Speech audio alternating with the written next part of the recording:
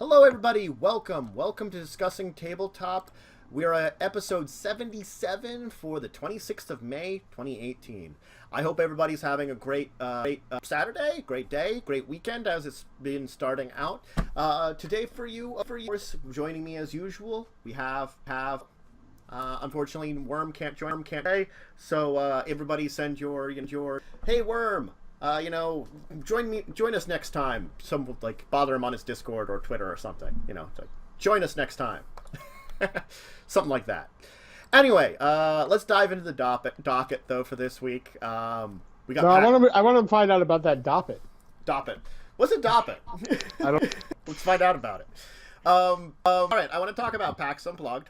It's something that we've been sort of not had a chance to talk about, as it is open registration already. A little bit about D&D Beyond, because Joe has been checking it out and has an update about it.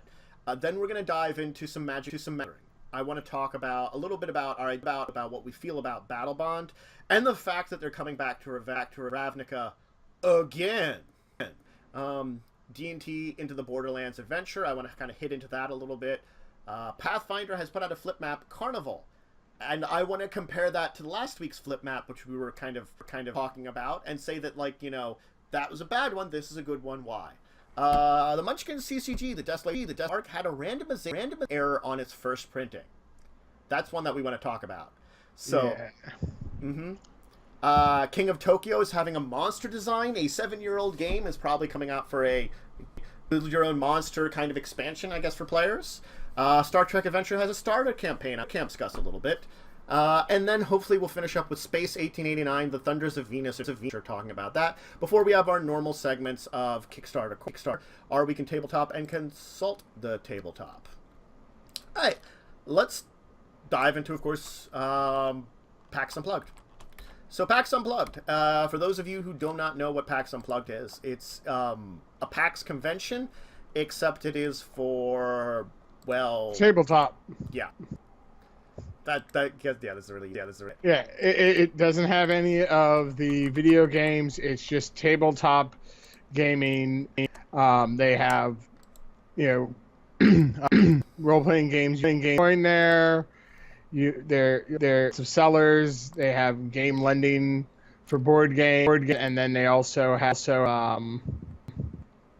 live talks. Anything tabletop related, they have it there. Yes.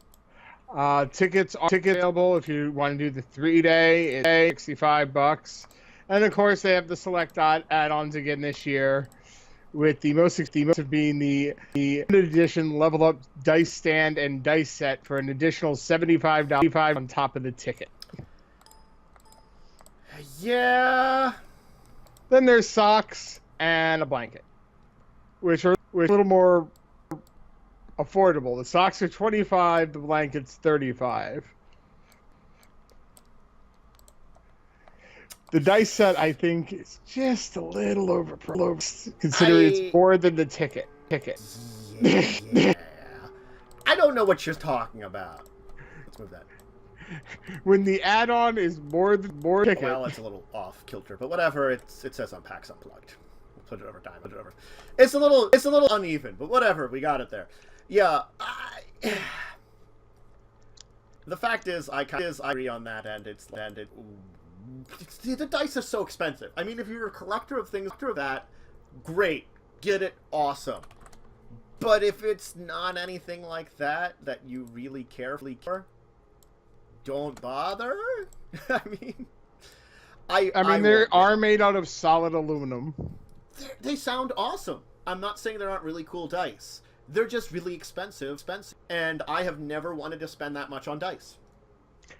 I mean, I spent $20 last year on the one metal set of dice I got. Yeah, and that was kind of expensive. That's about it. Yeah, I mean, that's as high as a dice set as a die get, and those were solid metal as well. So yeah.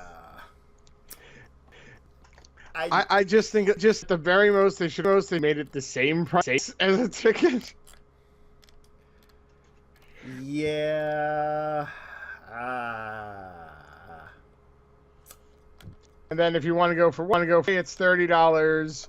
Or if you want for a kid on the Sunday, which is Kids Day, it's only $10. That's actually not bad. Kids Day, $10 on a Sunday. Yeah. But it's bad to, hey, I want to bring my kid, and that day they do have a lot of friendly games going on and stuff like that. Like it was specifically, that day's geared, and it's the shorter day. Shortest. I don't know. Pretty long. The days are pretty long still. It's the shortest day for show hours. Yeah. Because it ends at 7, where normally it ends at midnight. But the expo hall is still open the same amount of time each day. Yeah. So I mean, and it's for all 3 days, so it's a good deal if you can be in the area for it.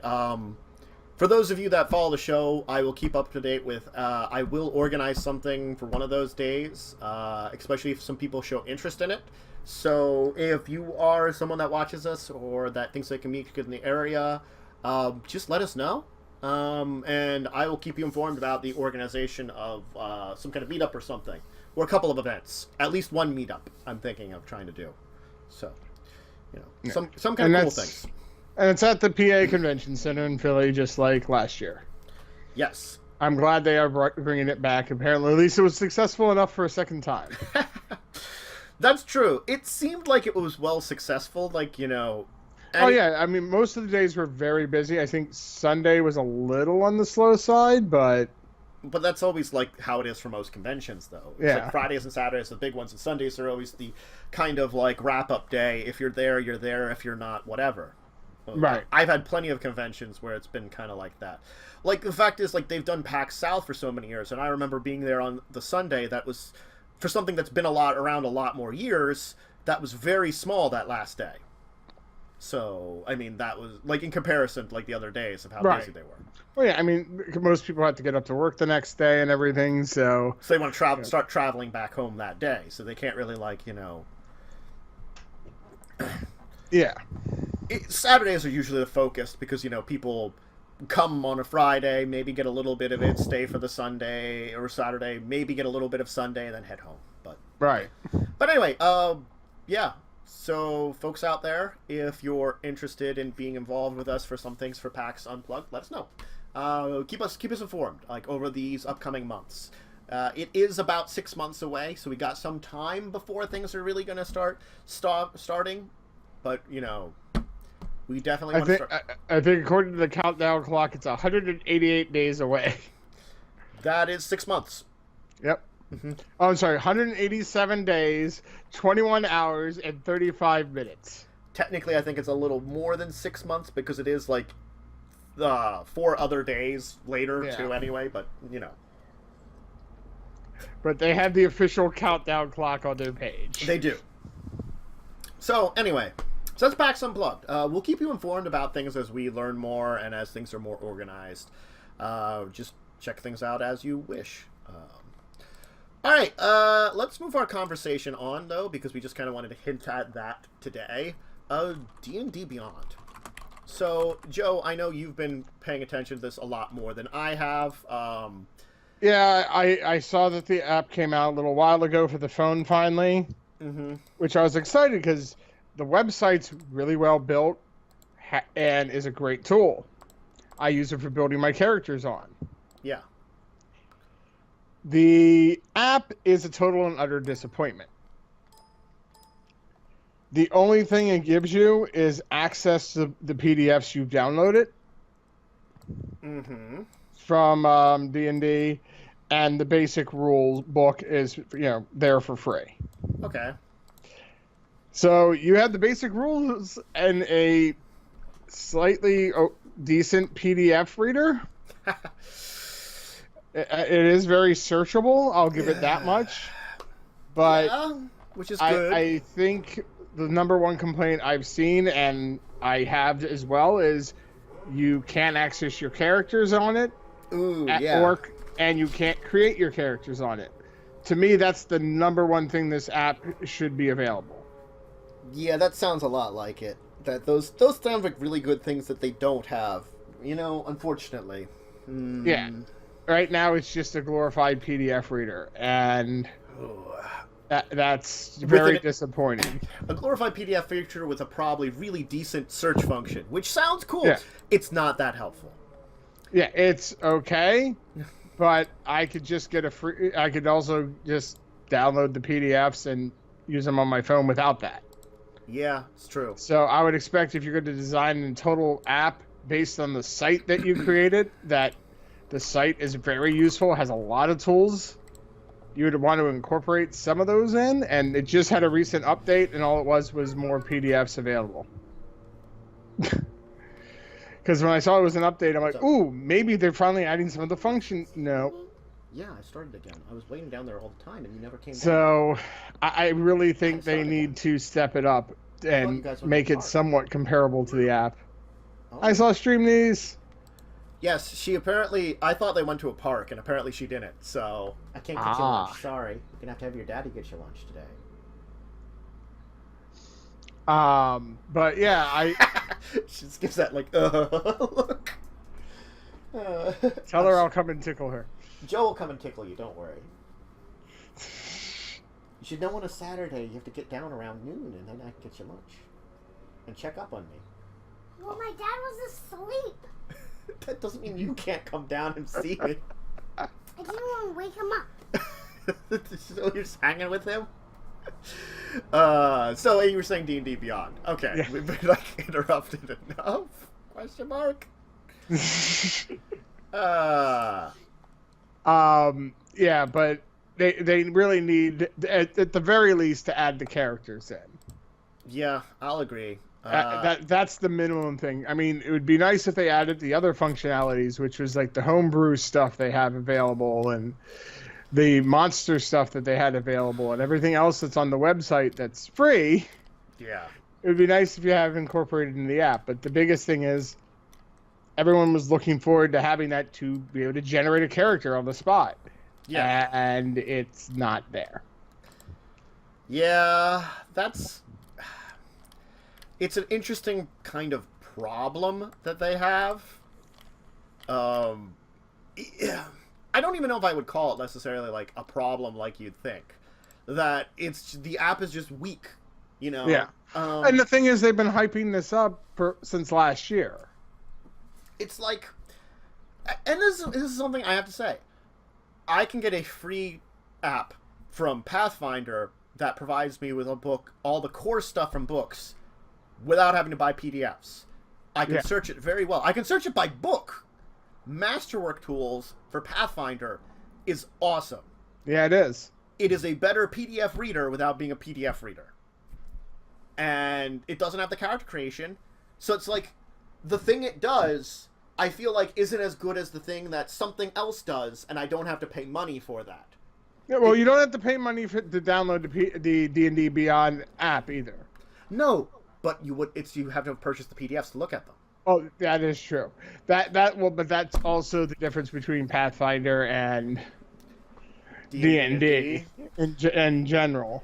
Yeah, there's a lot of free stuff that you can still access for it. Like with Roll20, they have a pretty extensive thing of spells and monsters you can go through that you can look up the stats for. You don't need the books for. Right, but I'm sure Roll20 ended up giving some money up or something when they partnered up with them. Maybe. I don't know. I don't know how the deal went along. Right. But I'm saying there might have been something that they got out of it, and that's why they offered the extra, the additional stuff for them to search. It's true, maybe. I don't know. Or because it's just, it makes people want to, get more books because they're experiencing it. That's one of those things, is why can't we have something like that with D&D Beyond? We hoped for something more like, I guess, what Pathfinder gave us plus more from D&D Beyond, and I just feel like there are some useful parts of it, but there's also a lot of disappointing parts of it. I would think, even if they charge you for the books, but they came out with the character creator, I think that would even be a fair trade-off. I mean, that does sound... It's still expensive. It still can be expensive, but I understand the books are where they make their money. Yeah. And they don't put as much stuff out as like Pathfinder, like Paizo does. Yeah, so that... Well, at least not anymore. No, they don't. No, not because currently not. So I can. Yeah, there is arguments that I understand it right now, but Right. So that's what I'm saying. I can understand if they want to really charge for the books, fine, but give the other stuff that's on the site. Mm-hmm. You know, give the character creation, or at least the ability to look at the characters you've created. So then you have that, it's like a character sheet you don't have to print out. Yeah. Well, I mean, as much as we can be slightly disappointed with D&D Beyond, at least they put out something, and it's not the worst thing in the world. And yeah, and the website's still good. The website's really, really good. So did they hit all the hype I feel like they were doing originally? Nowhere near it. Did they do something that's okay? Yeah, they did something that was okay and workable between the website and the app. Yeah, so. I'm just hoping they're going to do more updates to the app and incorporate the things that people are really requesting. I mean, I would hope that they would kind of advance themselves even more. I can give them maybe this is what they could do for now, and they want to do more, and they're going to add it in. We'll see. Yeah. If we get more cool updates, if things get better, I'll be for it. You know, that's what I'm going to say. This is not the worst thing they could have come out with. No. Yeah, so.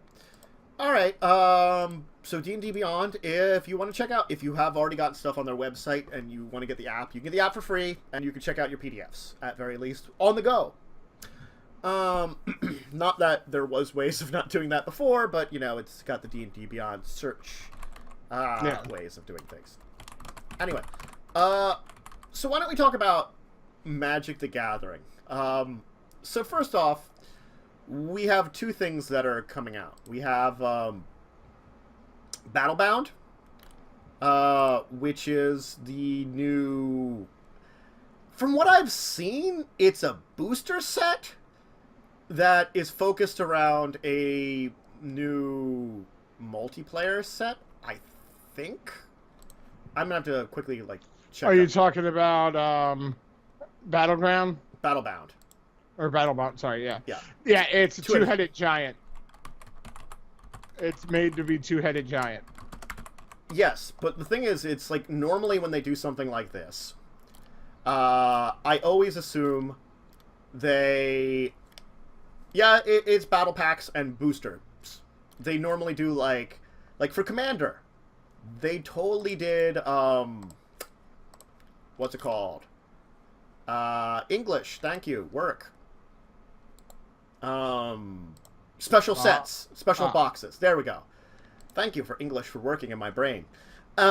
Which was kind of cool. You would have oh, here's, Commander sets.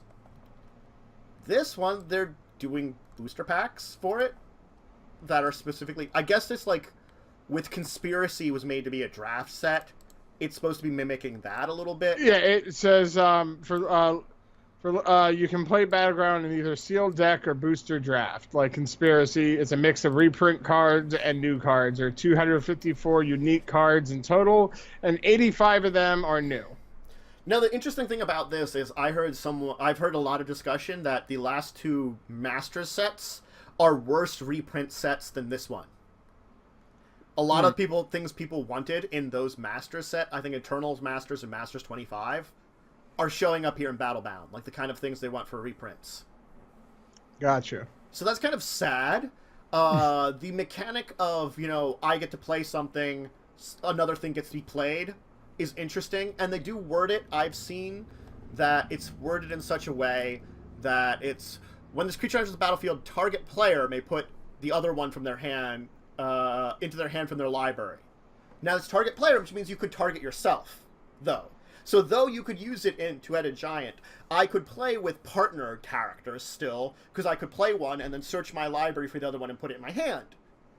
So cool. I like how they make it that it's not, you don't have to just play that way, and the things like assist, another player can pay you to do stuff, which I guess you would be does anybody else want to pay to assist me on this? No. And yeah, I know. Well, it's it would be like, let's say, like, we're doing a 3-player game, and, like, the two of us are fighting someone who's way ahead, and I play something that would help us both out. You might assist me. You know, there are circumstances. No, go away. I know. But Battlebound, I like where it's going. I like that this format, which has been around forever, is getting some more light of day. Like, it's older than EDH/Commander, as far as I know. Because I remember hearing about EDH back in the day, back when I was in, like, the end of my high school days, where we were doing Two-Headed Giant, like, beginning of that. You know, so that's a couple years different. And it sounded like something that was much more established. Like, EDH was on the outskirts still, back in those days. I, like, heard about it and were passing, and, like, it's like the Elder Dragon Highlander. I'm like, what's that? That's weird sounding. Yeah. So. No, I mean, yeah, Two-Headed Giant's been around for a long time. So, a little love, I'm all for. And it seems like they're doing very cool mechanics with it, I think, you know? Yeah. I just think it's funny, out of 254 cards, 80 are new. Well, that... For something like this, where they are doing a bunch of reprints, I find it not bad. And that's actually a pretty good number. It's like a little less than a third of them are new. Judging that there's a lot of non-standard sets that have, like, no new cards, this is fine by me, kind of thing, you know? Now, the other thing I wanted to discuss with Magic is they're coming back to Ravnica again. This is something I think we were discussing with the Orcish Librarian, that, like, they kind of learned lessons of, like, yes, people do kind of want to revisit places, but after a period of time. Like, Scars of Mirrodin, long period of time. Return to Ravnica, long period of time. Very popular sets. Dominaria, popular set. You know what wasn't popular?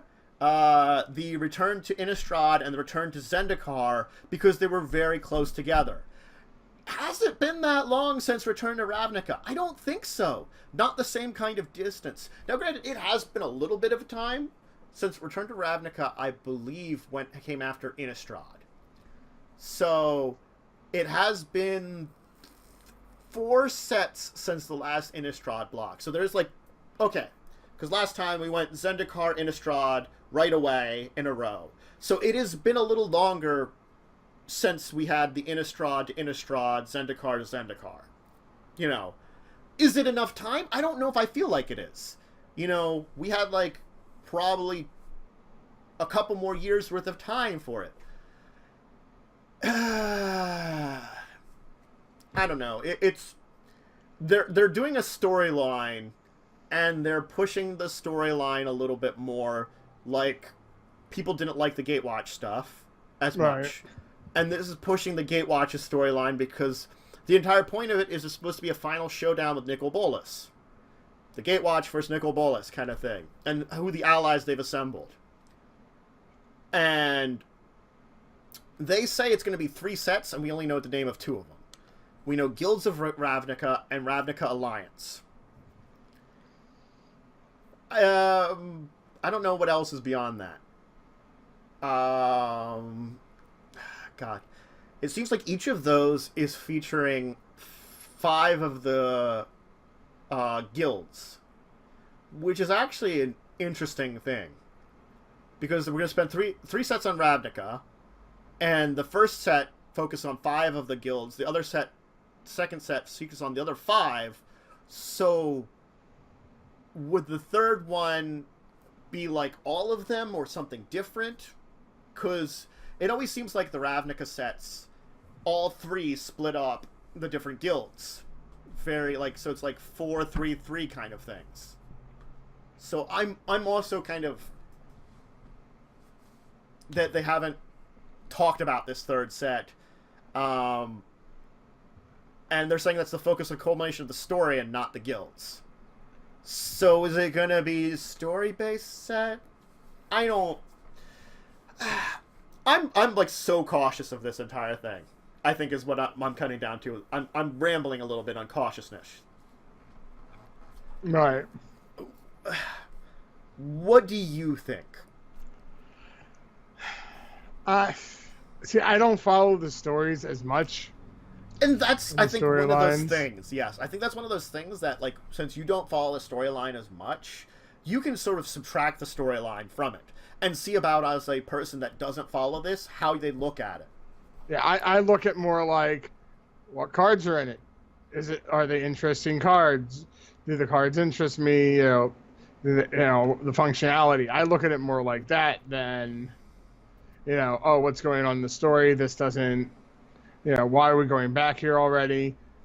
So, to me, it's like, if it's a decent set, it's a decent set.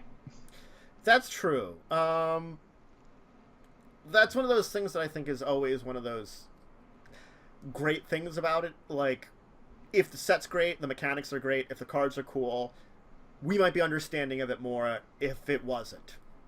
And I think that's where it's going to boil down to, and we're going to have to take a look at it. Yeah. I don't know.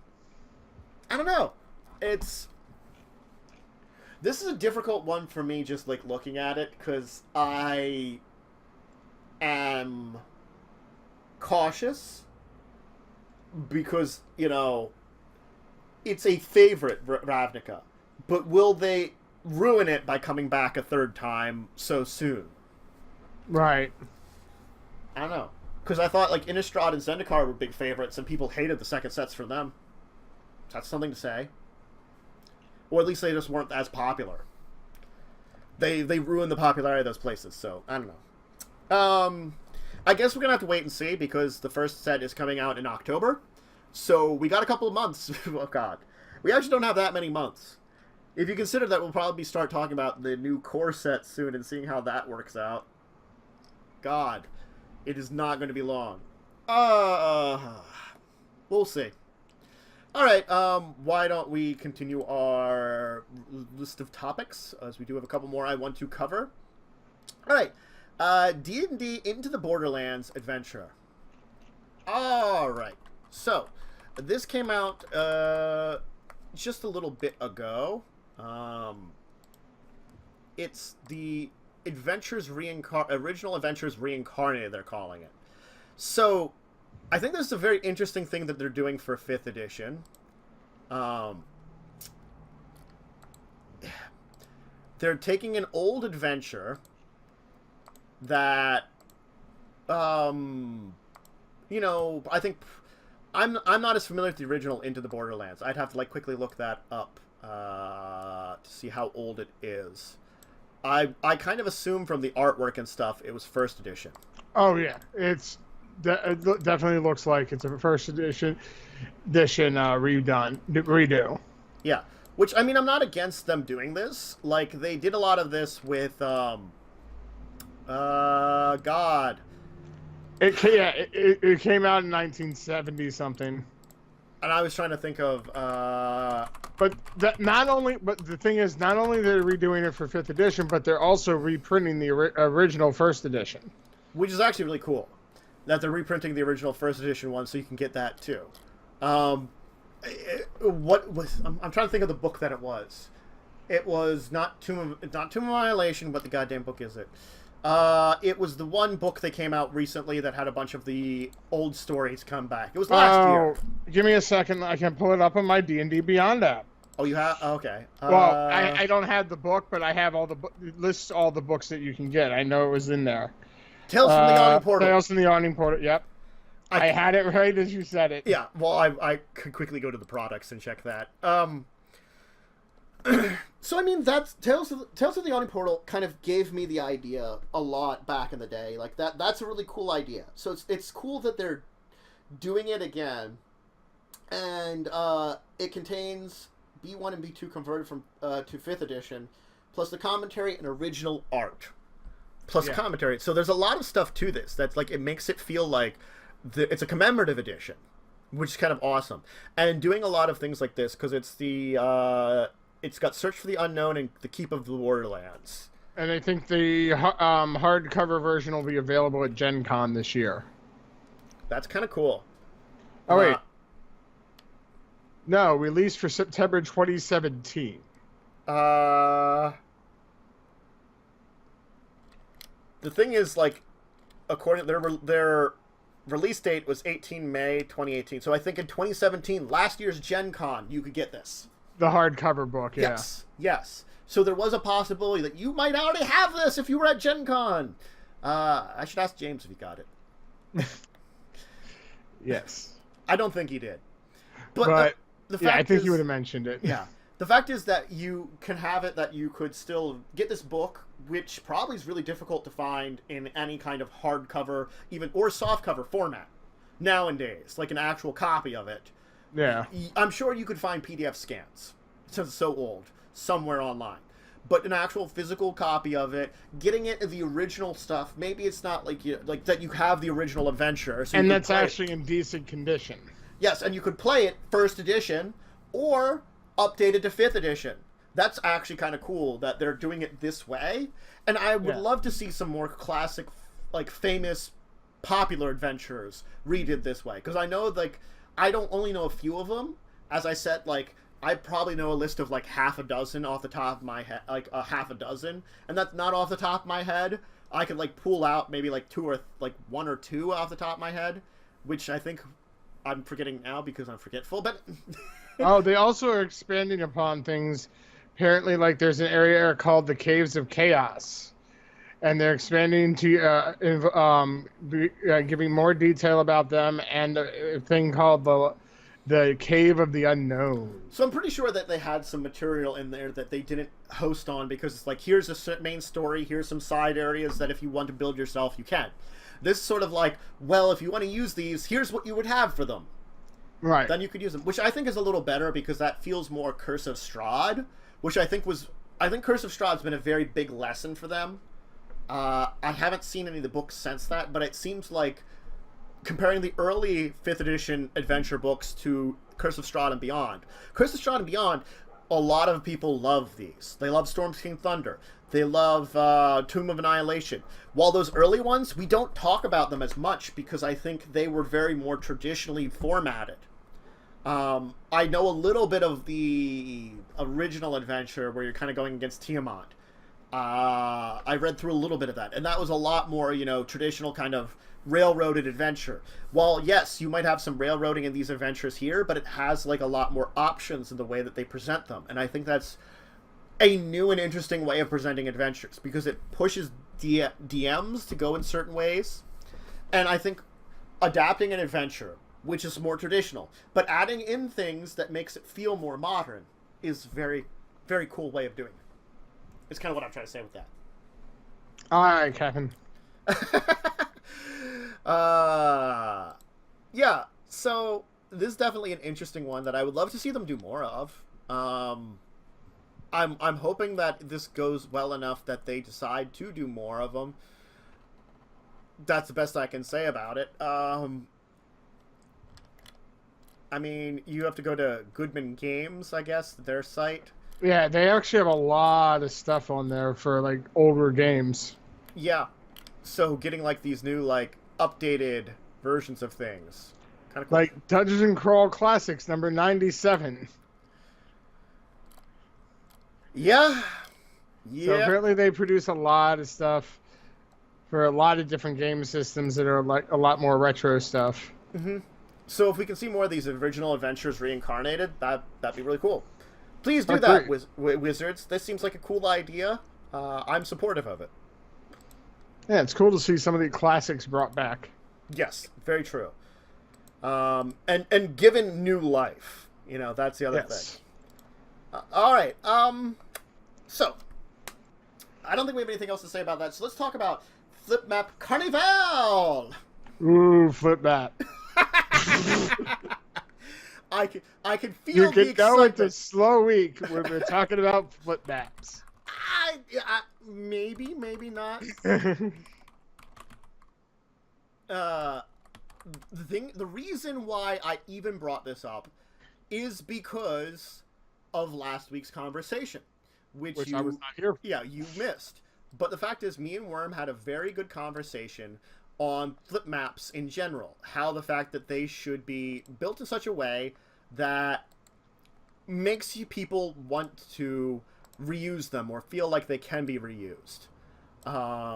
Yes, they can be situational, but you want to feel like you're getting like kind of like your money's worth. And I think that's like a problem that you can face when a possibility of a problem. A good example would be last week we were talking about a specific ship for Starfinder, which is very, like, the Starfinder stuff, we knew it was harder to come up with things for, which is what we kind of worried about. But it still would be like, unless it's your base of operations, it's not helpful. You know? Well, and unless, also, unless you're making it a certain class of ship that you might run into. A lot. Like, all the time. Because the thing is, it's made for, like, ship invasion. So either your ship, it has to be your base, it's a class of ship that's very common, or your ship's getting, it's your ship and it's getting constantly invaded.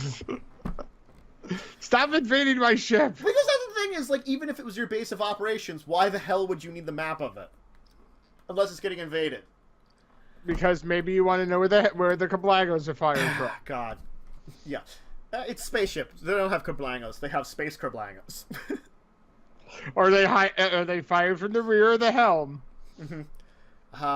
Helm, because, I mean, why would you fire it from the rear at this point in time with technology? Wrong. Rear helm.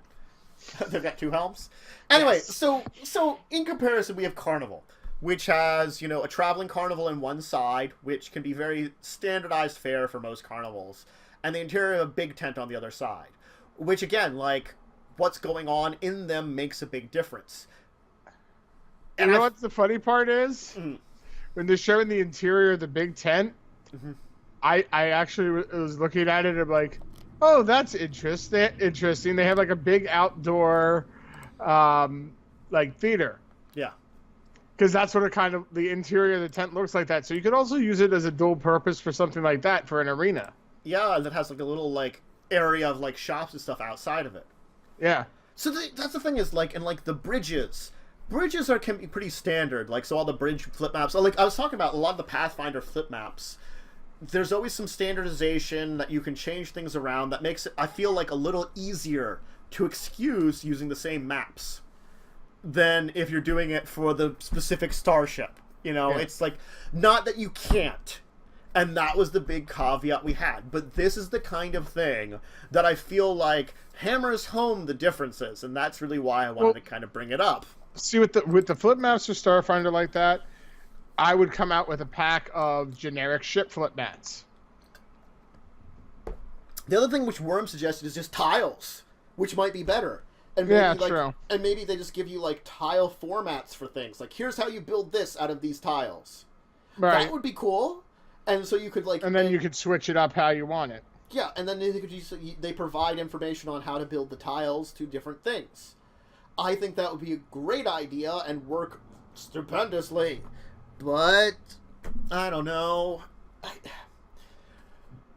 I know it's harder for the Starfinder, definitely, because as like Worm was saying, like there was like a starport, or like there's something to do with like an asteroid. That was one of the flip maps he was looking at. And the fact is about it, it's like, is every asteroid going to have like this format of place that you're going to visit? I mean, that's a little unusual. And I think that's the big difference is when you're traveling through Starfinder, you're probably hitting a lot more lived-in areas. You might need these maps because you're dealing with like a lot of other star travelers and things like that. Maybe Right. you're exploring a few alien planets or something, but then again, it's hard to be very specific. Like Pathfinder, it's very samey, which is not a problem. No, but it makes flip mats easier because you can have more generic stuff. Yeah, because like it's samey. There's parts of it that are very samey. And, Right. There's going to be parts that are different when you go across the sea to another culture. Yeah. It's also like Or something, but like storyline, like actual like certain types of maps. You'll probably have bigger maps that you might not be building with the flip maps or something. These are only used Right. for certain circumstances. There's a lot of details that I can say that make Pathfinder adventures very different from each other. Very right. different. But like, oh look, there's a generic fare. Yeah. This is easy to use for Carnival. Yeah. And so, or like there's a generic bridge, or there's a generic, inn. They're a lot easier to pass off these things, There's a generic orc army of 1,000. They seem so generic. They look very similar to each other. Are we sure they're not all clones? Nope, It's they're all fantasy. inbred. Why would there be clones? Magic clones. Nope, they're all inbred. Very. Look, that one's playing the banjo. No, he's just a bard. Oh no, Orc Bard! Well, no. Actually, we don't have to worry about the Orc Bard. They lose to Gnomish Rangers. But the Orc Bard could enchant himself and then hit you over the head. Mm-hmm. Or no, what was the one that someone had that could just summon instrument? It was a Barbarian. No, well, no one ever actually played the Barbarian, I don't think. We talked about it. Or we talked about it. Okay. The one that actually did it was Scrog, the sea troll who got levels of Bard because he was traveling with us and then would summon instruments and hit it because he had enough charisma to have cantrips and that was it. Yeah, it's like, here, give me a tuba. Yes. I think he, summoned a piano at one time and hit someone with it. But it was the fact that, yes, it was... But digressing too much a little bit there. We can add piano jugglers into the carnival. That's true. I don't know where Starfinder can go, but I feel like they have to find a happy medium towards what Pathfinder has. It's just that the wide variety of worlds and places they could visit makes it difficult for flip maps. Tiles is probably a better idea, or some kind of tile-based thing, or Yeah. build your own stuff. Might work a little better. Anyway, it's just that when I saw that they were coming out with something that was actually decent in comparison to what my dislike of last week, it was I had to kind of bring it back. It's come on, guys! 1 week you give me that, 1 week you give me that. What are you doing to me? Making you cry. A little bit inside, deep in my soul. And speaking of crying deep in your soul, is it time to bring up Steve Jackson Games? It's time to bring up Steve Jackson Games. Hey everybody, it's the Let's Shit on Steve Jackson James segment that we have every few weeks. We actually like them overall. It's just we don't like some of the choices they've recently been doing. Yeah. And now they had a major screw up. Oh my god. I just saw this and I was like, what? Really? This happened? So... But you're supposed to get one rare in each pack. Yeah. But because of an error in the first printing for the randomization, it says these boosters contain more, or even many more, rare cards than usual. And you might also get boosters with only commons and uncommons. Commons, yeah. Which I think I'd be really pissed if I didn't get a rare and I bought a booster pack. No, that's the thing. This is abysmal, terrible. Oh, that kind of got off kilter.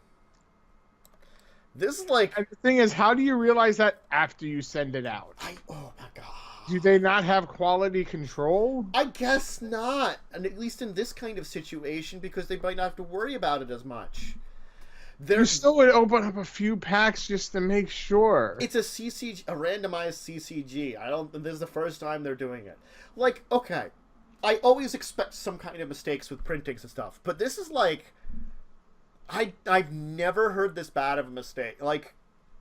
Magic's had plenty of mistakes. Normally it's printing mistakes and oh, this is a different color, this has some kind of error on it, this has a different name, things like that occur. This is wow, error. So, I mean, if you get the second printing or beyond, you don't have to worry about this. You have normal randomized, theoretically. I want to get the first printing and just get a pack of nothing but rare. God, you might. That's the problem. Oh. Hey, look. I just got a whole pack of rares. Can I sell these back to you? Every time I hear anything about the Munchkin CCG, it's just terrible. I'm sorry. I want them to be successful as a company, but they make terrible choices, and the CCG market's just... Yeah, I think Munchkin CCG was a horrible idea to start with. The CCG market is kind of dead for most things. For people coming into it. Yeah. The ones that have survived are doing okay. Yeah. But the ones that, but trying to start a new one at this point, It requires certain challenges. I can give some good examples. Cardfight Vanguard, which is not as popular here in the West, but is probably pretty popular in the East and a little bit in the West, because I have seen it at conventions and stuff. It had an anime it's based after. Oh my god. So it, like, gave you a good excuse to get into things. If you want to buy an entire box of booster packs for this, $94.80. How many boosters? 24. That's pretty abysmal. Because for about, granted, I think you can get for about 106. Well, I guess like more like 120. You get 36 from Magic. 120, 100 to 120. Like around 100, you can probably find a good box of Magic. Most places. It's they're basically not giving you any discount. It's exactly what 24 single packs would cost you. They're not giving any kind of price for buying the box. Maybe in stores you might be able to find some discounts. That's the only thing I can say. Because that's one of those things I think they don't give retail discounts at, like, I don't think Magic ever has the discounts listed. Well, this is at Warehouse 23, which they suggest you buy it. Well, because it's their place to buy stuff from. It's their warehouse, basically. Oh, yeah, duh. Yeah. But you think they'd give you some kind of... Yeah, I don't know. Reason to buy a box. Like, at most stores, if I wanted to buy a box, I could probably get one between 110 and 120 for Magic, and that's still saving money on it. And because it's 36 packs to I believe, off the top of my head. Of course, if you can get a first printed box, God, you might make out like a demon. Or not at all. You never know. Oh, look, a box of nothing but common. God, that'd be abysmal. Yeah, even 120, the 36 packs of Magic, because I think that's what it is, Magic to a box. I'll have to look that up. It's $3.95 for a pack of Munchkin. Which is not a bad price because that's the same price as Magic, but how many cards is it? I'm not sure how many comes in a booster. Let me see.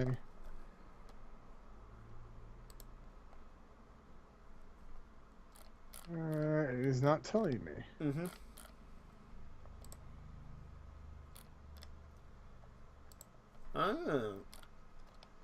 Oh, each randomized booster contains 12 cards.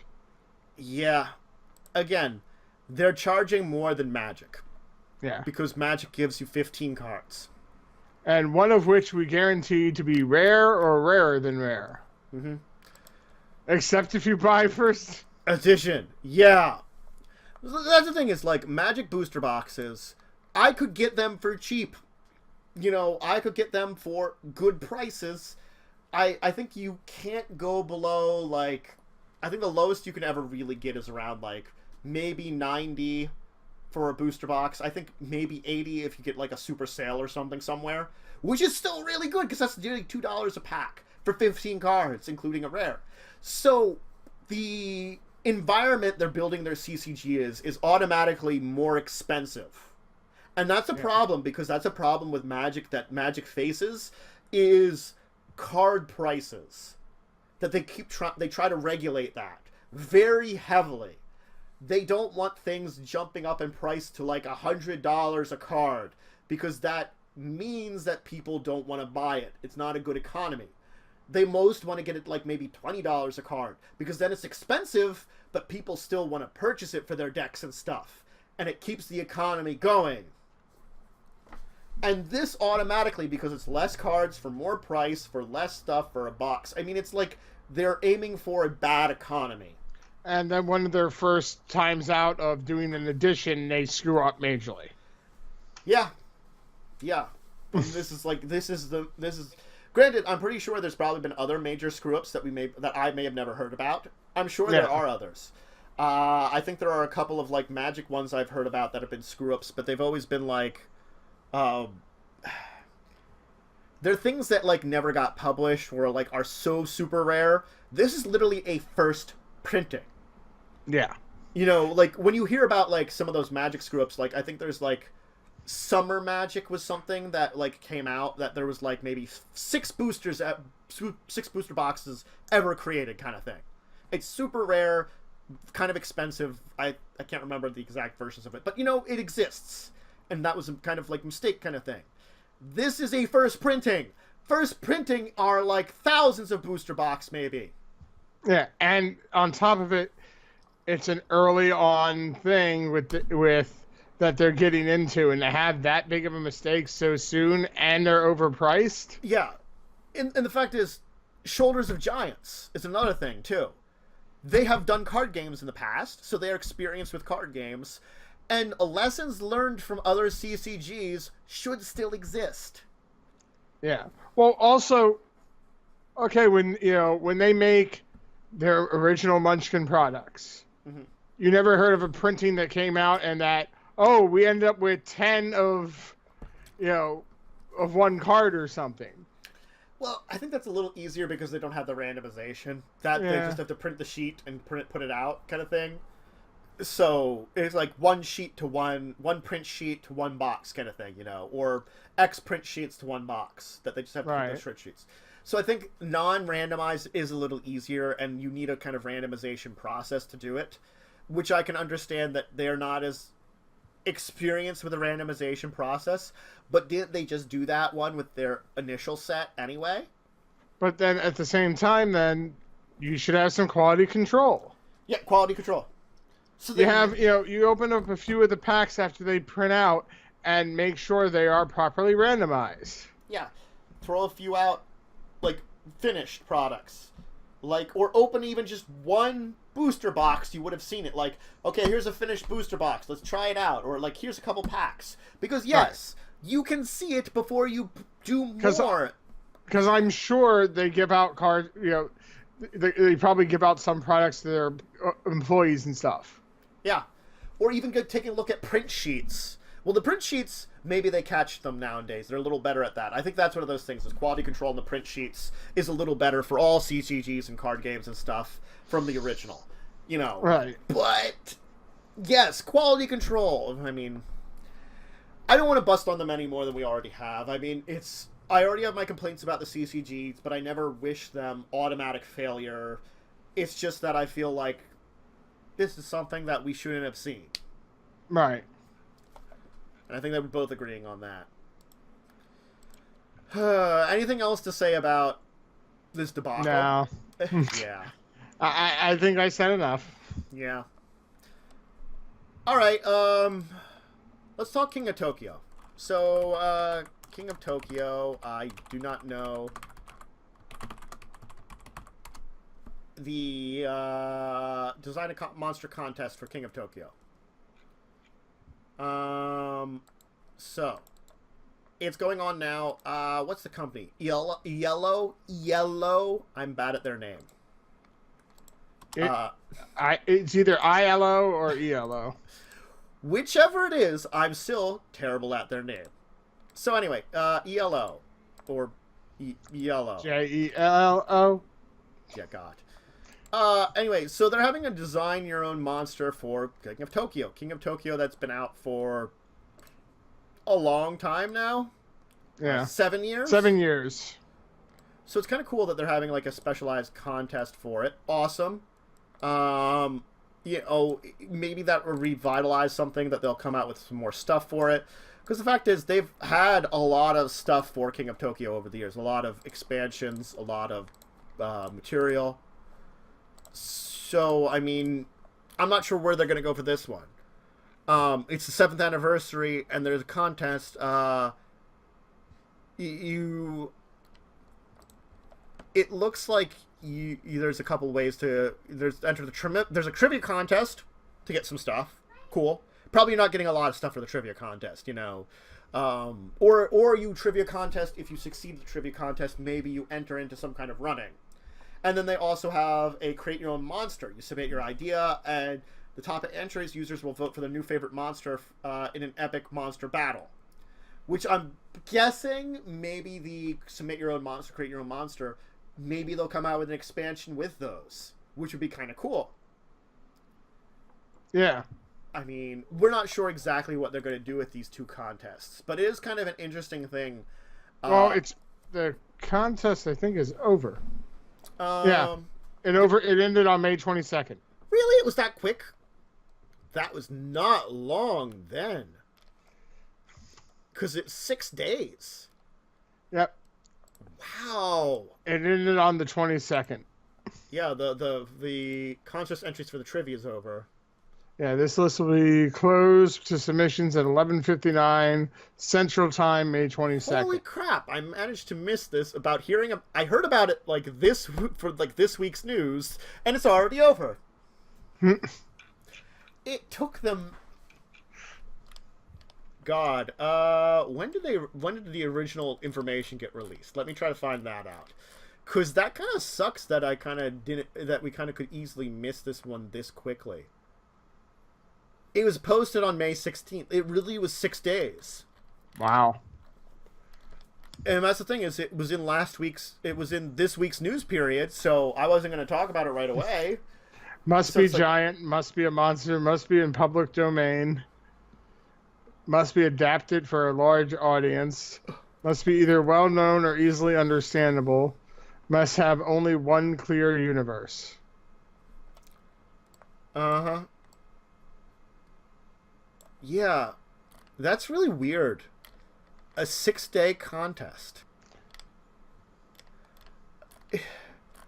I wonder how many they actually got for submitting for that short a period of time. Grand prize was $250. Selection of board games produced and selected by the sponsor in its sole discretion. Submission will also be what the new promo monster is made into. Second prize is $150. Third was $75. Fourth prize was a free promo monster. Still, I mean, consider this. They had 16th to 22nd. If we include the 16th and the 22nd, that's technically 7 days. They had a contest running for a week. That's not long for a contest. No. I rarely hear about contests that short. Normally it's like 2 or 3 weeks. So that's why when I saw this, I didn't even realize it had ended this quickly. Yep. That's why I just saw that. I'm like, wait a minute. That's abysmally short. Stay tuned for the battle rounds to determine the victor. But it's still like, we've already had everything for both the trivia and the design your own submitted. Yeah. I'm wondering how many people actually submitted it. Yeah. That might be one of the reasons why it was so short. They didn't want a huge list of submissions. Because Yellow doesn't do a lot of stuff. I do see them occasionally put out things beyond their King of Tokyo stuff nowadays, but they're not like, I don't think they're like as major a company as things like Fantasy Flight, Modifius, groups like that, or even like WizKids. Still, I don't know. This is such a weird thing. You know, it's very weird that it's only 7 days. A 7-day contest. Because, like, a monster idea, if I hear about this contest on the 16th, it might take me 7 days to come up with a great idea. And it has to end with those rules. Yeah. Must be a giant, must be a monster, must be in public domain. Parodies might be okay. Okay, you know. Adapted for a large audience, so it has to be, like, family-friendly. Understandable, and a clear universe. That does limit a lot of stuff. Like a Scottish ghost might be okay. A Scottish ghost with references to Egyptian culture, probably not. Yeah. No complex mashups like Shark Panda Cat. Robotic aliens in zombie form. Yeah, those are like weird mashups that, like, I guess I could see coming up with a really cool concept based upon that, but I understand it being complex. Or like where you're trying to come up with a cool, very original idea, you kind of try to hint on what the crap you can do. What about a giant monkey tortoise? Yeah. Well, monkeys in a half shell. That actually would be weird enough, and you probably could come up with something that would be... That's only 2 combinations. I'm assuming when they're talking about the mashups, they're talking about really crazy mashups. Monkey tortoise might have actually... Giant monkey tortoise might have actually worked. Like, Gamera, but yet a monkey or something. I don't know. Gamera and a monkey's love child. Gamera and King Kong. Turns out I had a love child. Turns out one of them was a woman. You don't know which. Gamera. Probably. Gamera does protect children. And also, King Kong looks a little too masculine because, I mean, with apes, you can kind of get a general feel. And most of the time, they look very, like male ape-ish with King Kong's designs. Yeah. Like kind of silverback gorilla-y kind of thing, Yes. So, yeah. Check out, if you want to follow what happens to the monsters and what happens to the winners, go and check out their stuff. But I am honestly surprised that the contest is over. That just blows my mind that it lasted that short of amount of time. Dang. I'm also surprised with some of the monsters they now have. They put out a lot of weird ones in their expansions. A robotic kitty. Yeah, weird ones.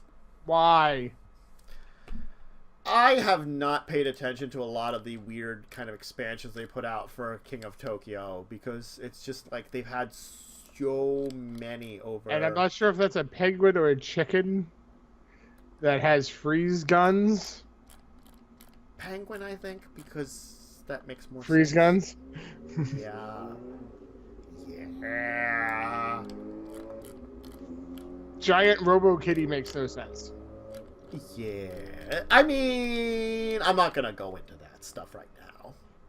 That is an entirely... Well, it is King of Tokyo, and it is Japanese then, so... It's Japanese without actually being... I don't think it's actually done by Japanese people, though. So it's got that, giant monster feel. And cat. Yeah, but it's got, a lot of anime giant monster influence. So you could easily find a lot of weird stuff from the decades of weird stuff that people have put out for giant monsters and, Godzilla. How about Dracus? Anyway, let's move on, though, because I think let's hit up the Star Trek Adventure Starter campaign, and we'll throw off the Space 1889, because that was an interesting topic, but I forgot about D&D Beyond and D&D Unplugged. We kind of hit on them pretty well. So let's talk about Star Trek Adventures, the Starter campaign, which is a very interesting place to go to. The fact is, a lot of times you get beginner's box or quick start guides, They're a great way to start out with an adventure. But the thing about this one is, or gets you an idea of where to start out with a lot of things. This is a starter campaign. It's a couple of small adventures. It's 3 missions that are started out of command. And I think that's one of the other things, because it's a Star Trek game, and I feel like Star Trek is much more campaign oriented in the ideas of it, because it's like the original Star Trek. It was how many years mission? 5-year mission. 5-year mission to boldly go where no man's gone before. Yeah. So of course that makes sense that that's very campaign oriented. And even the same can be said for a lot of the other Star Trek series. So, as much as it's very weird for a role-playing game, it fits, is the thing I have to say about it. I feel like it does fit. Yes, it is 5-year mission. We were right. Yeah. So, I think that's one of those weird things that makes it very unique about the Star Trek RPG. And I find it very interesting. And I think that's one of the reasons why I kind of want to talk about it more. Because it's, again, most RPGs, when you get materials for it, either, granted, you can get entire campaigns, but consider Pathfinder, which builds their campaigns over 6 books they give you. They give you 1 log adventure path, which is supposed to be an entire campaign. And that's sort of where they've developed it to. D&D kind of gives you campaigns, but they're one big adventure where you kind of go to different places, considering Curse of Strahd and Storm King's Thunder. Yes, they can be an entire campaign, but they're the material they put in them is kind of split up. Right. Traditional RPG adventures are more like the book we were going to talk about, or aren't now, the Modiphius book, which is, here's an adventure, enjoy it. Now this is here's 3 mission campaigns for an entire big campaign you're establishing for your adventures. And I think that's where we're coming somewhere in between those two things. We're coming in between our Adventure Pass, Curse of Strahd, and our single adventure books, and we're coming up with this kind of an interesting middle to sort of establish something. That it's not going to be one giant, overarching storyline, but it's going to be your, Star Trek missions. Which, I mean, it harkens back to me doing, when we're doing Once Upon a Misadventure. They were very small adventures. Granted, I think it would have been cooler, like we were talking about, like, if I did, like, rather than one shots, I did 2 or 3 shots, with that, and then we moved on to another thing, so it would have been, like, small adventures, almost. Right. And that's where this kind of hits into it. I think it's a part of campaign and adventure building we don't see as much of, and I think it's cool that we see it here now. What do you have to say on this before I kind of ramble on more about this some more? Rambling on. It looks good. I love Star Trek, so I would love to try this out at some point. Yes. Hint, hint, hint. I know. I might have an opportunity to move the test laboratories to a day you might be able to do. Yay. Monday changed around enough. I might be able to do it Monday. Question mark. Because things changed a lot on my Monday schedule. So, maybe I can think about bringing that back soon. But anyway, back to what you were saying about Star Trek. But that's an entirely different side tangent. I mean, I love the idea of an actual whole adventure that you can test out the system with, and I think it makes sense for Star Trek. That it's like it wouldn't be just one little mission that you're doing. Let's see, lost ship. I'm just looking over some of the details they give. So you're testing. Oh God, this sounds like an episode of Next Gen. It probably is more Next Gen based, is the thing from what I usually look over it though. Well, the Albacore was on a special assignment testing out new engine systems designed to exceed Warp 5 without damaging subspace. I can only summarize something went terribly wrong with the experiments. But when you look at the previews, they show like a ship, looks like floating around near an asteroid, and I'm just like, oh God, is there gonna be another ship stuck in an asteroid halfway or something? God, yeah, God. That wouldn't be a bad thing, but No. it just kind of made me think of that. Yeah, and it's only $10, which is not bad at all. Yeah, for 3 campaign missions that you could play out, that's pretty good. That's a good price.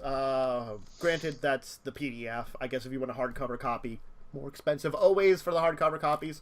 But that's completely up to you if you want to purchase that kind of thing or not. Or I want to purchase it. Purchase it? That's what it sounded like you said. Oh.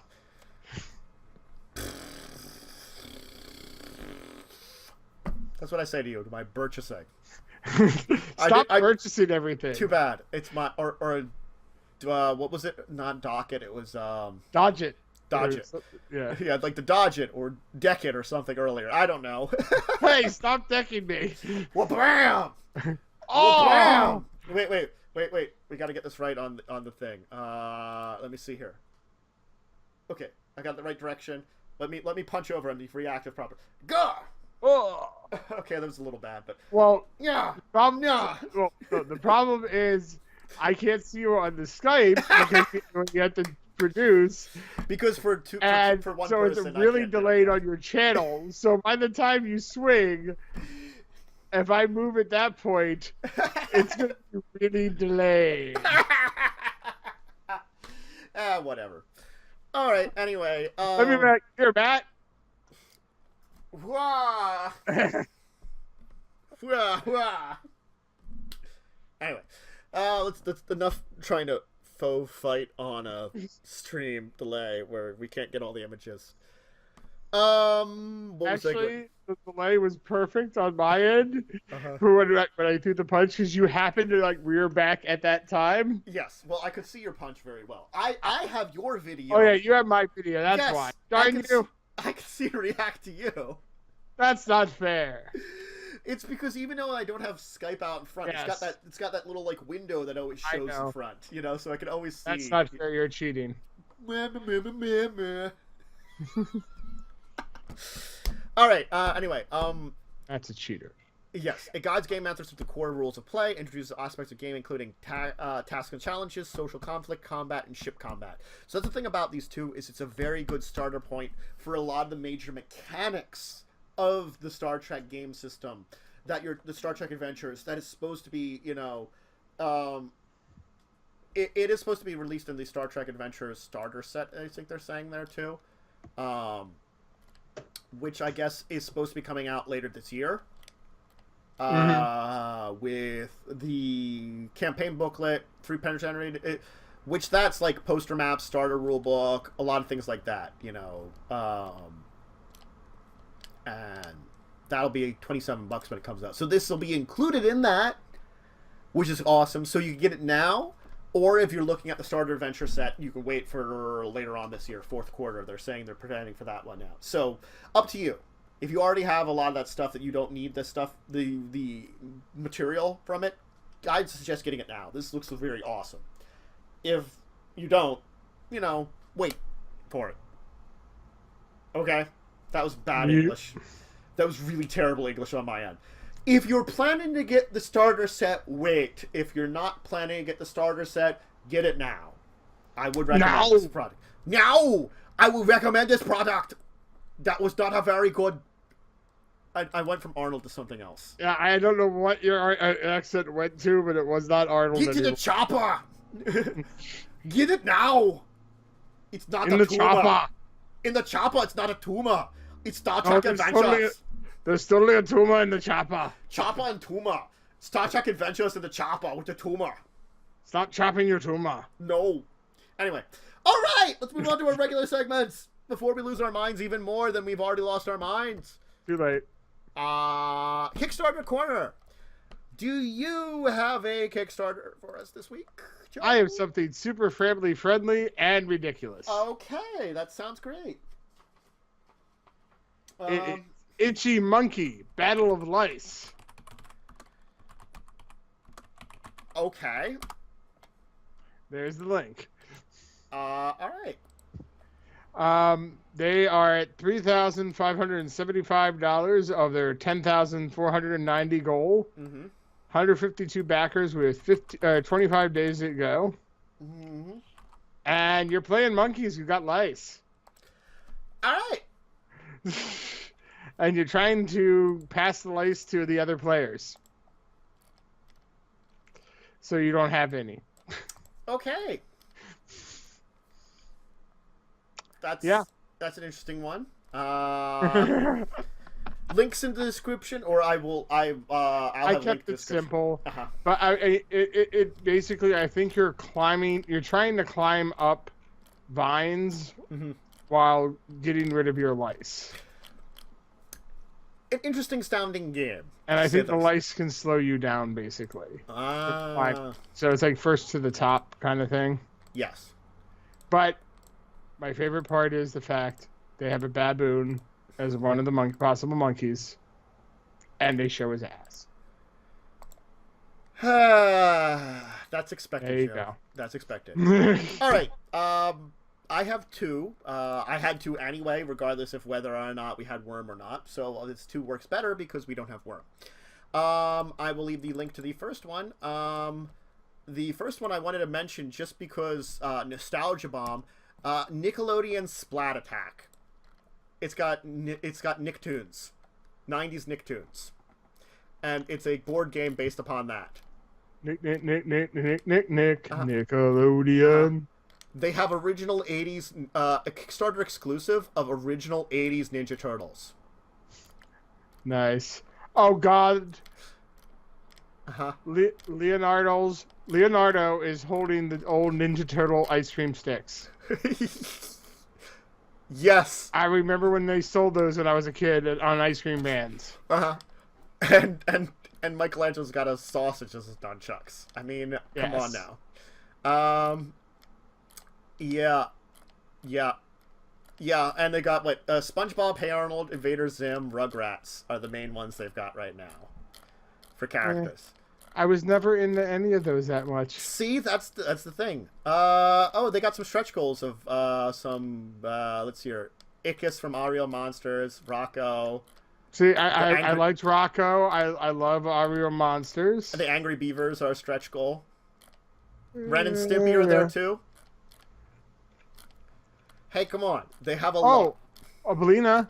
Yeah, see, they've from Ariel Monsters too, and Cat Dog. See, there's my era. Yeah, so they do have more, and I think they've hit some of the stretch goals because they have exceeded their thing with 12 Days to Go. So they definitely have gotten into their stretch goal activity. Activity, is that the level of it? I'd say. God, English. They have reached some stretch goals. Stretch goal minis, they say. Because I guess the game is less about like the characters you have and what you're doing on the game board, it seems like. Ooh, they have Heifer. God. But they haven't gotten Heifer yet. They have to hit 90k. Uh-huh. That's the next stretch goal. Yes. Oh God, and they've unlocked a lot of weird characters. I think this is that's the only reason I wanted to bring this up is nostalgia bomb. Really? Yeah, the characters. The only problem is it doesn't look like they added cards with the characters, so it's still cards only based off the shows that I have no interest in. Yeah. So that doesn't really make it any fun for me. Yeah, they didn't add more they have character cards, and the food cards didn't really add any actually thing.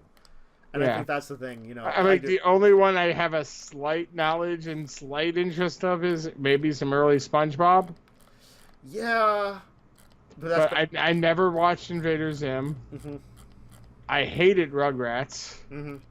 And I never watched Arnold. Yeah. So, I mean, that's the thing is, I guess if they added some more cards and stuff, I don't know. I don't see it. But I feel like they could add more, ? But it's interesting because it's just nostalgia bomb. I think that's really the only reason I brought it up anyway. Oh, I know. I'm just saying, I'm like, why couldn't they add cards for the characters they're adding? Yeah. Womp, womp, womp, womp. Wah. Anyway, so the other one I wanted to mention is a 3 to 4 player competitive Shadowrun based game, Sprawl Ops board game. Because, you know, Shadowrun has expanded beyond the tabletop game into a lot of weird board and card games. Hey, I got one of the card games. And it's fun. It's just unusual. I will not say the Shadowrun card game you have is actually very fun. It's just a really weird game in comparison to it's really? Okay, gotcha. Anyway, it's funded. It's reached 200% with 24 days to go. Of course, it's as usual, Caddislands. It's your team of Shadowrunners going for the big score.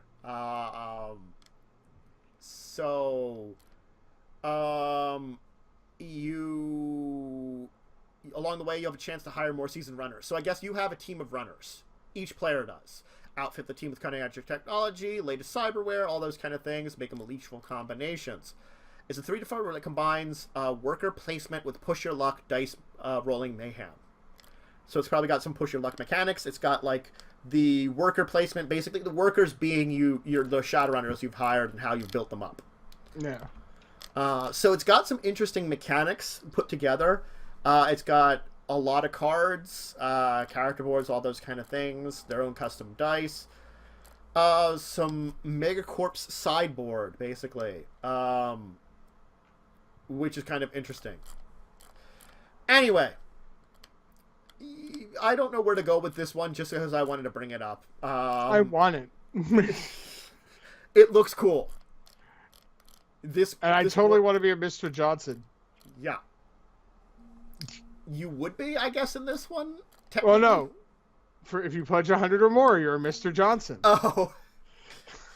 Which, You get the game, 5 to 6 player expansion pack, cooperative conversion kit, stretch goals, exclusive collector, Shadowrun coin, and digital fiction combo novella. But it's $100 and you're a Mr. Johnson. Yep. You could be a prime runner, which you get the expansion pack for the 5 to 6 players, all stretch goals in the game. Or you got the $50 or more pledge, which you get the game and stretch goals. So it's got a lot of great stuff to it. So the main game is 3 to 4 players, so you can go up to 6 with the expansion. Which is cool. A good expansion like that is always wonderful. So no, but the game looks cool, and I think that's why I wanted to bring it up. Yep.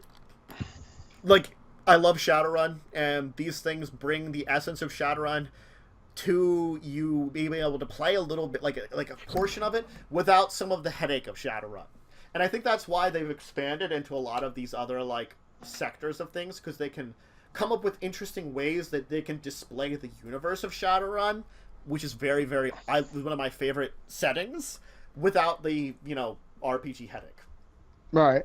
Which they're very good at bringing about. Sorry, Shadowrun, you can be a headache. Alright, let's move on to our second of our regular segments. Let us talk about, of course, Our Week in Tabletop. Alright, Joe, what you got for us in Our Week in Tabletop? I committed suicide several times in Sorrow. You did! You effectively did. I think there was parts of that gamble which kind of worked, and parts of that gamble which were just suicide.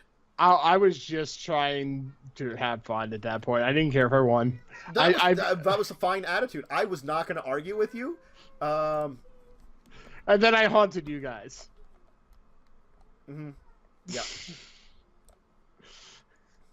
So I spent the rest of the game after I died haunting, which I amused myself, and hopefully the viewers. Ba ba ba ba. No, I've just been having a run of really bad luck in games, and at night I just said, screw it! I'm not even going to try. I'm just going to do fun things. I mean, it was a mixed bag with the haunting, I think. It was kind of weird. I'm like, okay, that's kind of strange. I think the viewers probably enjoyed it a little bit. I don't know how much, because we didn't have some very good comments at that point in time. I think people were just watching. But they're probably going, why is this guy doing that? Yeah. I'm a weirdo, and I was in a weird mood. Yeah. No.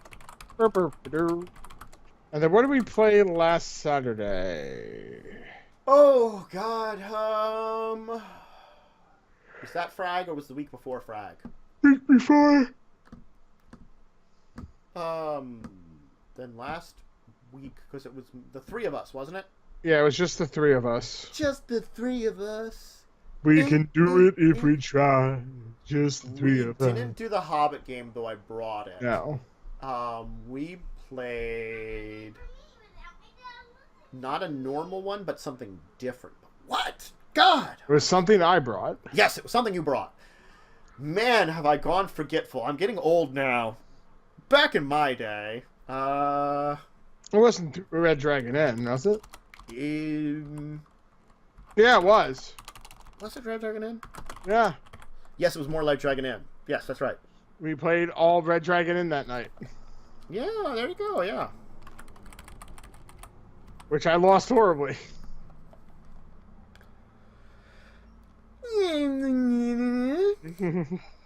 I told you I've been on a losing streak.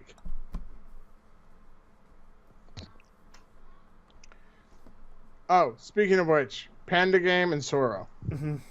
Panda Game and Sorrow. Yeah. If you could bring those. Yes. Okay, sure. And we also did Dragon Farkle. Oh yeah, I forgot we did Dragon Farkle, which you and Unfunny One had very, very bad luck at gaining anything. I was at 2,300 the entire game. Yeah, like Brad managed to get really far ahead. lose all of it, and then just stay at the same. Yeah, and then stagnate.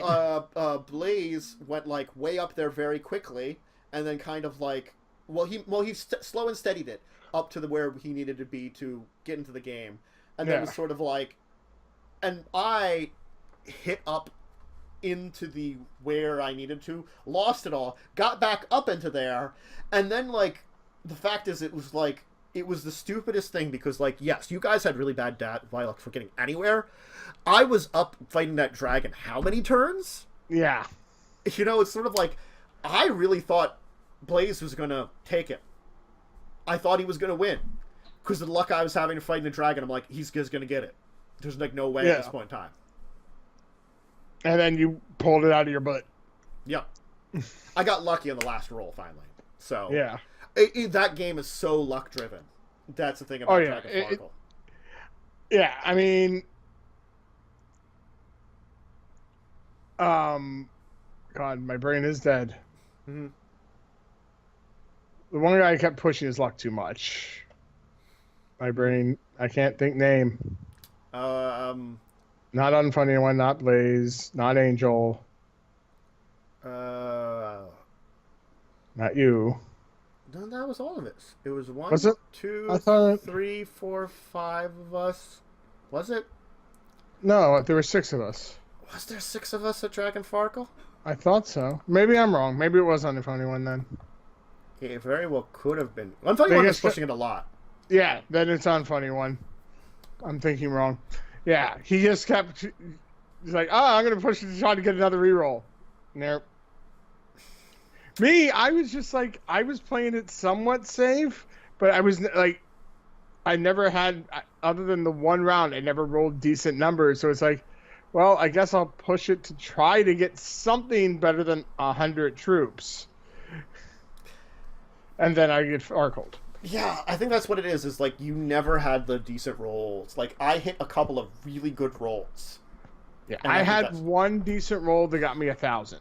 Yeah, and that was early on, and then I had a few okay rolls that I banked and got up to 2,300, but I couldn't get past that. Yeah, it was an interesting game, but it was definitely like it was just there was such bad die rolls for a lot of people. I did Bastion Frontier this week. Did I have Bastion Frontier? Yes, we did. We went into the Tower of Wisdom, where we're the Tower of like int-based puzzles, because my character has an intelligence of 18, so screw everyone else. Because no one realizes that like my character's a super genius because I have like no charisma and I don't act with wisdom because I was raised in a swamp by an evil dragon in a church run by lizard folk and it. So I have the worst upbringing for like having any kind of sense of like your human-based society. And it's really hilarious how things go because of that. But yep, still genius. So puzzle solving. Super genius. I am planning on raising it to 22. I think is the maximum you can raise it with stat ups and stuff. So I will have very high intelligence and be able to be like, int-based skills. Am I trained at it? No. Can I roll it? Yes. Up yours. I got it. Brain slug. Now, we're not Futurama.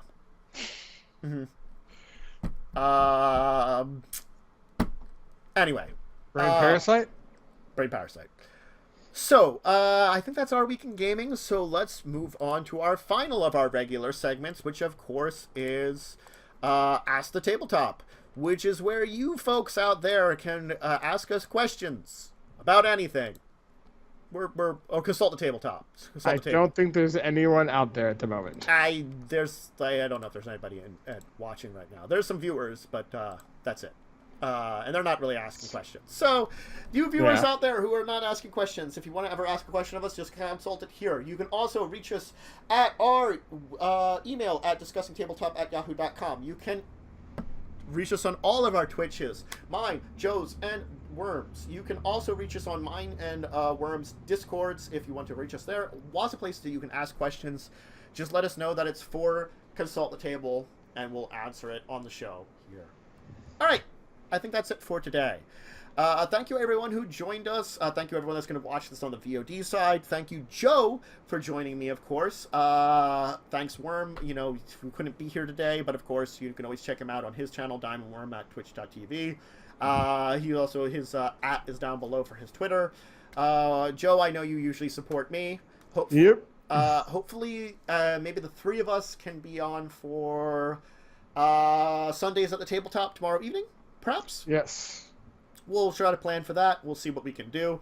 I'll be back tomorrow morning for maybe the Forest some more. I don't know, because that game somehow taxes the crap out of the system more than, like, everything else I've been playing, and I don't know why.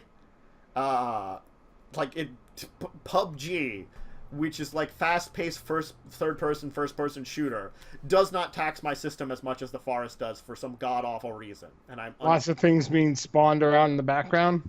It might be that, maybe that, because those are like multiplayer games that are like big things. But like, I played a bunch of stuff that were like I would have been big graphics game, but for some reason the Forest just it combined with OBS just crap things out.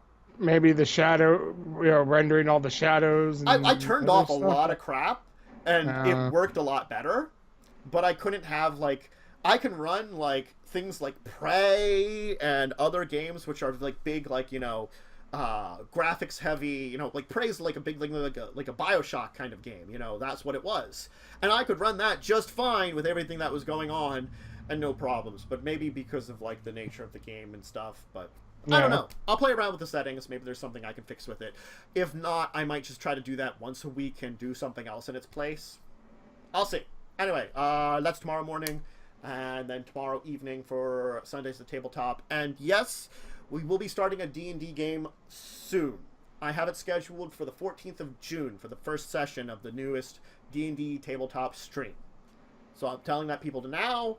I have 3 players working on a 4th, which I'm talking with, and maybe we can get a 5th. I'm hoping to get a 5th just for the nature of it because of some people's schedules. Anyway, that's it for today. Thank you for joining us. We'll see you here next week. Hopefully we'll have the 3 of us. Anyway, everyone, goodbye! Oh.